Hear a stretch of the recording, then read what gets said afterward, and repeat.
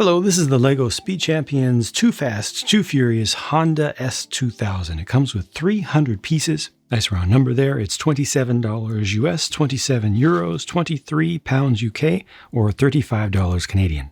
As a Speed Champions vehicle with a complex livery or paint scheme to it, a lot of graphics on it, yes, it does have a ton of stickers. I'm just going to show you the sticker sheet right now. The sticker sheet is essentially the same size as the car.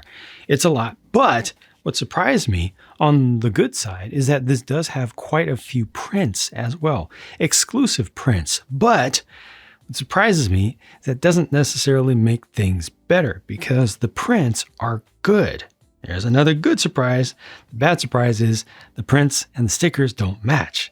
So the sticker color doesn't match the color of the plastic there. And you end up with this kind of patchwork look, which, you know, when you look at this from a distance, it doesn't look too bad. But as soon as you get within, I think, a few feet, you know, depending upon your eyesight, maybe less than that, it starts to become a lot more obvious, I think, than on most of these sets. I think I've personally been a lot more tolerant of the significant volume of stickers on many of them. But here, this is one of the ones that just doesn't work out so well because it's just so obvious.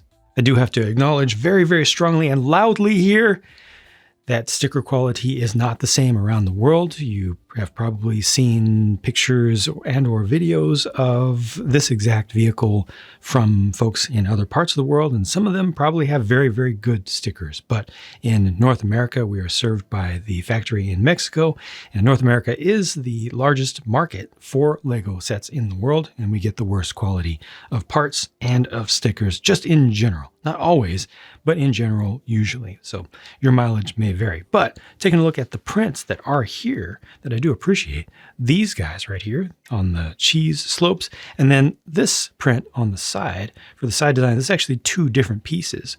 The curve and then the tile here, this long tile is a print, and the white on there is printed nice and opaque. You know, you've got different levels of it, but the quality there is good. And then over here, this is not the same thing, right? These are mirrored, which means these are whole other prints done separately. And then on top of that, the little screen in there, the little screen. Remember when adding screens, aftermarket screens, actual computer screens into, or at least TV monitors, but especially computer screens into cars was like a really, really big deal on the aftermarket. Like that was fancy. That wasn't that long ago. I love how the seat backs are done with the little half rounded tile there, and then the game controller and just a plain unprinted pink color, just the regular light pink color. It does have space to put two people in there.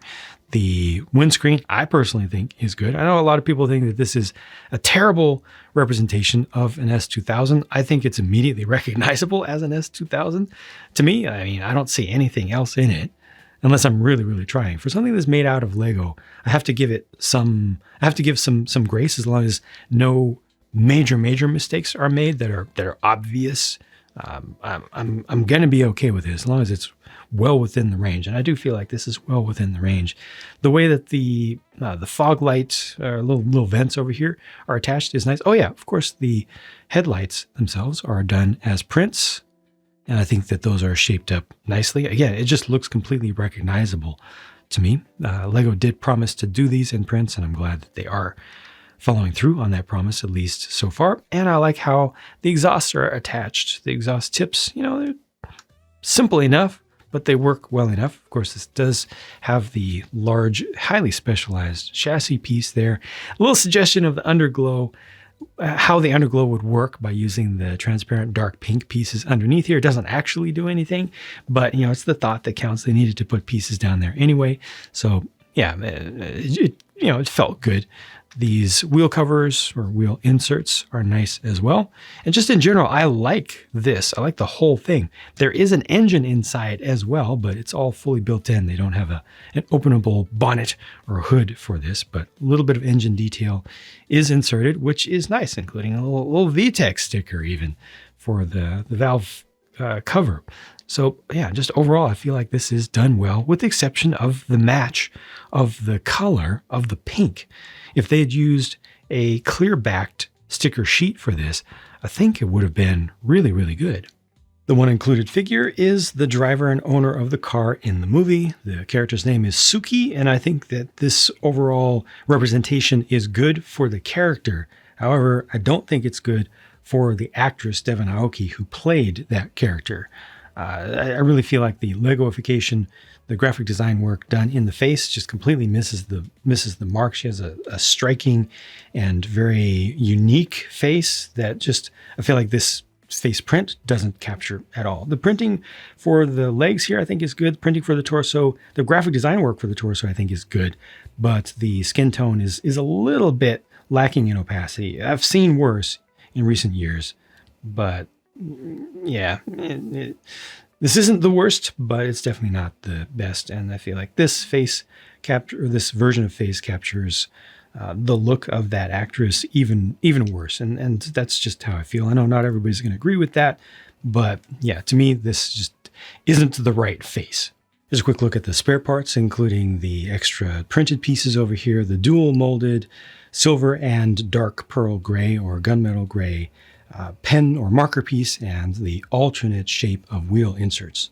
Again, the price is exactly what it's been for a while now. I feel like the market has accepted the standard price for now for these 8-wide Speed Champions cars, as the cars are so much larger than the 6-wides, and they're so much more sophisticated, so much more intricate, such interesting builds compared to even the start of this line, of this subline, the 8-wides. They've just gotten more sophisticated as they keep adding more and more different new parts and recolors to the part inventory.